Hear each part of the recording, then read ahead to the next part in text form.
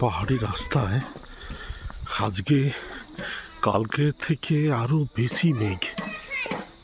বেশি মেঘ, কিছুই দেখা যাচ্ছে না। 10 থেকে 12 ফুট কিছুই দেখা যাচ্ছে না। মানে আমরা যখন মেঘ দেখি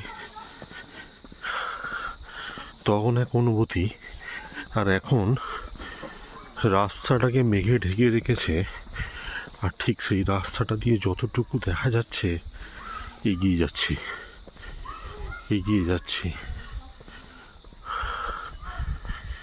সামনে একটা চায়ের দোকান আছে, ওখানে সিঙ্গাড়া ভাজে ভদ্রলোক ইউপির। এখন যাচ্ছি ওনার কাছে, একটু চা একটু সিঙ্গাড়া খাবো।